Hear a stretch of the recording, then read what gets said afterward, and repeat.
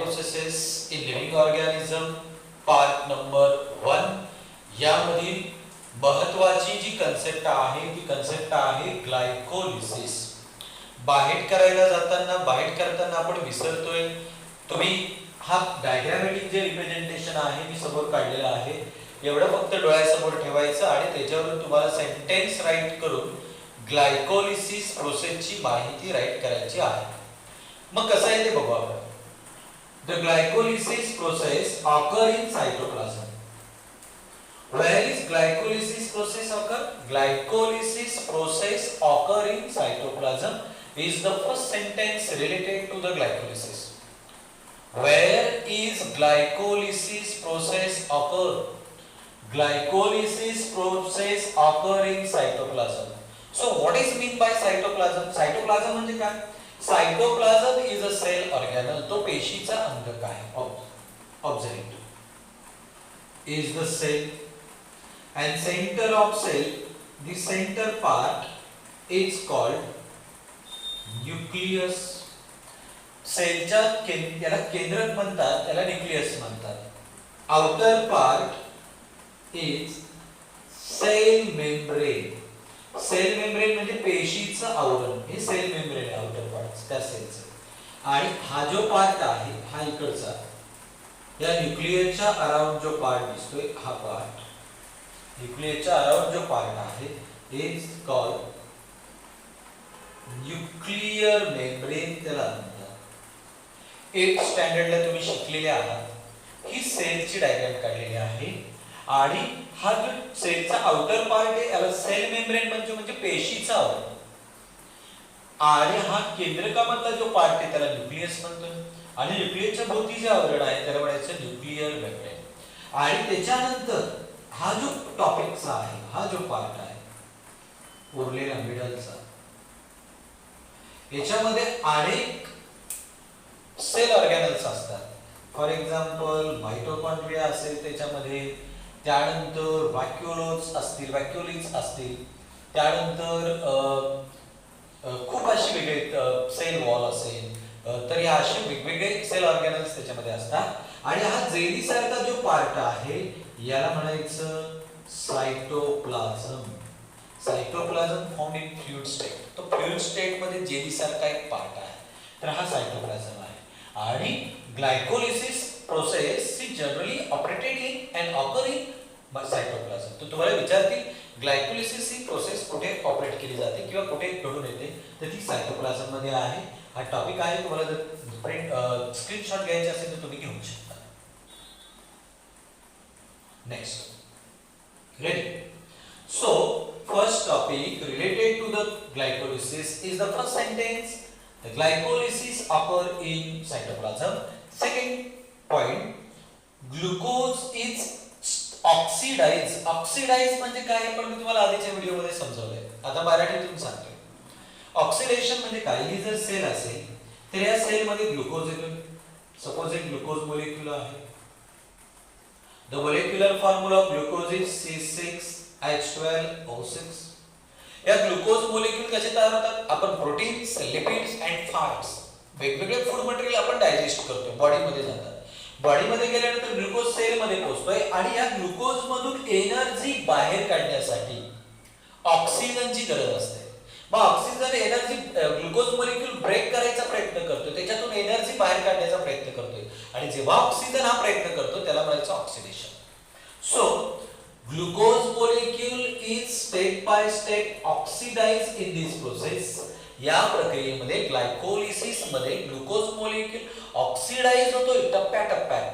Glucose molecule is oxidise step by step in this process to form काय काय तयार होते त्याच्यापासून. To form 2 molecules of pyruvic acid, 2 molecules of ATP adenosine triphosphate, 2 molecule of NADH2. So which is the full form of NADH2? What is the full form of NADH2? NADH2 full form काय आहे? N means nicotinamide, A means adenine, H means nucleotide आणि 2A म्हणजे डाय.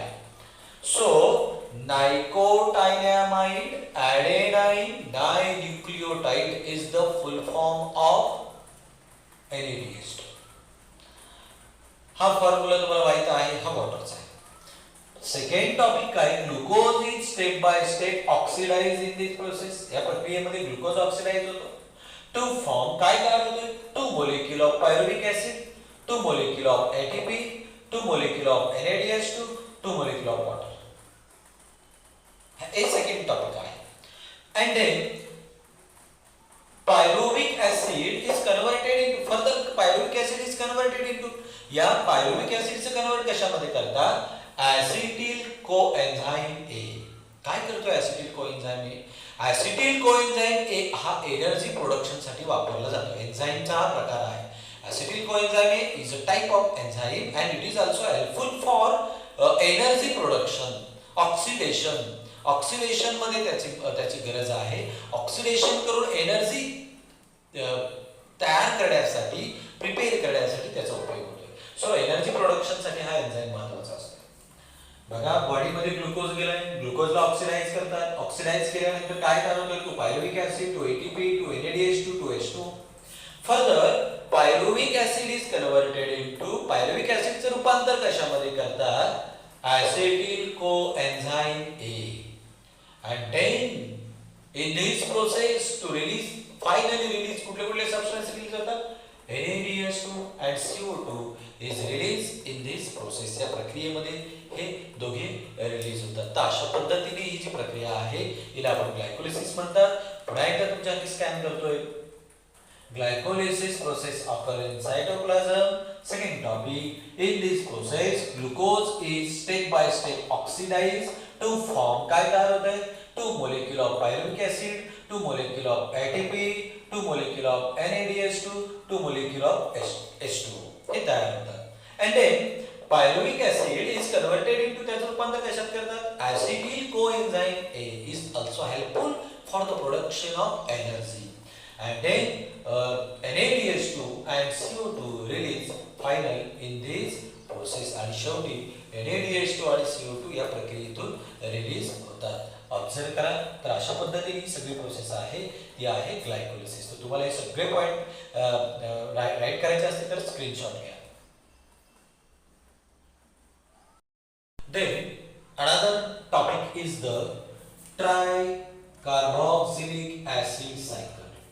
याला आपण काय लिहितो, shortcut मध्ये लिहितात ट्राय टी, कार्बोक्सिलिकचा C आणि ऍसिडचा A, TCA सायकल. काय लिहितात त्याला, TCA सायकल. खूप सोपं आहे. Tricarboxylic acid cycle. How to clear this concept. First, tricarboxylic acid cycle occurs किंवा operated in mitochondria. Glycolysis occur in cytoplasm and tricarboxylic acid cycle is operated in mitochondria. कुठे घडून येतोय बरं, mitochondria. Mitochondria is an important cell organelle. Mitochondria is called powerhouse of the cell. पेशींचा तो powerhouse आहे. Because mitochondria stored energy, तो energy साठवतो, harvest करतो, स्टोअर करतोय. म्हणजे बॉडी मध्ये, सेल मध्ये जी एनर्जी आहे ती सर्व माइटोकॉन्ड्रिया मध्ये स्टोअर असते. So mitochondria is called powerhouse of the cell. Here the tricarboxylic acid cycle is operated in mitochondria. First point. Where is the tricarboxylic acid cycle is operated? Tricarboxylic acid cycle is operated in mitochondria. Second. किती simple आहे हे फक्त लक्षात ठेवायला, याच्यावर आपण points बनवणार आहे. Both the molecule of acetyl coenzyme A enter mitochondria. Enter करतात. बोथ द मोलेक्युल ऑफ, काय प्रोसेस आहे या प्रक्रियेमध्ये, काय होते नेमका, both the molecule of acetyl coenzyme A कुठे प्रवेश करतात, enter mitochondria. Second point. Third point, acetyl coenzyme A is converted into, काय तयार होते, CO2, H2O, NADH2 आणि NADH2. बघा 3 ते 4 मुद्द्यांमध्ये खूप सिंपल आहे. TCA सायकल ट्रायकार्बोक्सिलिक ऍसिड सायकल कुठे ऑपरेट होतं? Operate in mitochondria. Second, both the molecule of कोणाचे मोलेक्यूल आहेत? ऍसिटिल कोएन्झाइम ए कुठे इंटर करतात? माइटोकॉन्ड्रियामध्ये प्रवेश करतात. आणि मग काय तयार होते? माइटोकॉन्ड्रियामध्ये प्रवेश केले finally converted into CO2 carbon dioxide, water H2O, NaDH2 and FADH2. Observe करा, स्क्रीनशॉट घ्या.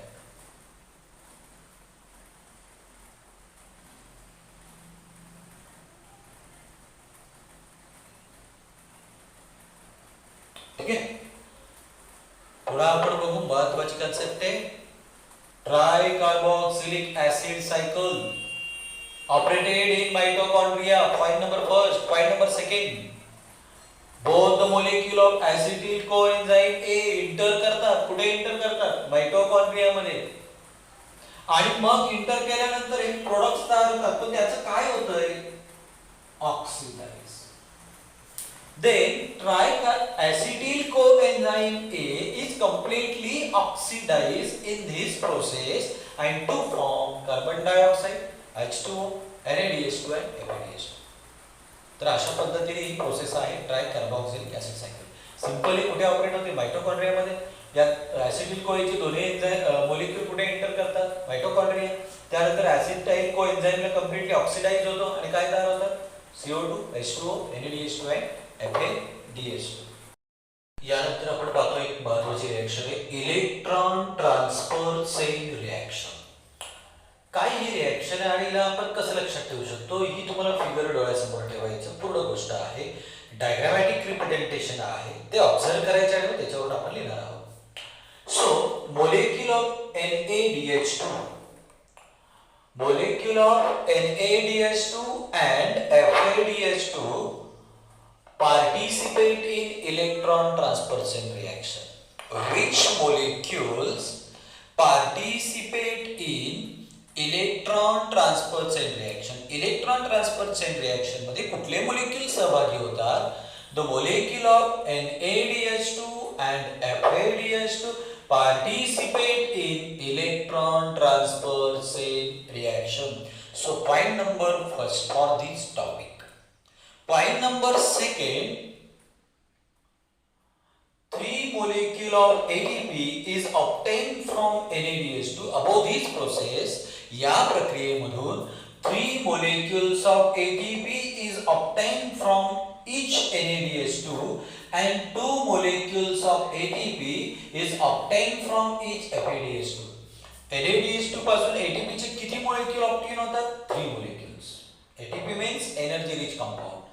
आणि FADH2 पासून 2 along with water आणि त्याच्यासोबत वॉटर पण तयार होतं.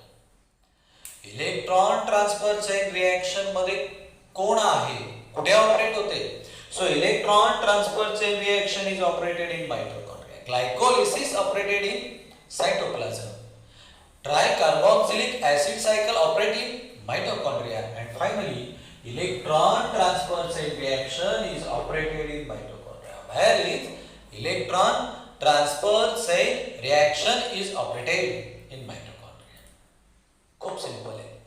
बघा, the molecule of NaDH2 and FADH2 is participate in electron transfer chain reaction. Point number first. Point number second, 3 molecule of ATP is obtained from each NaDH2. Point number third, 2 molecule of ATP is obtained from each FADH2. Point number third.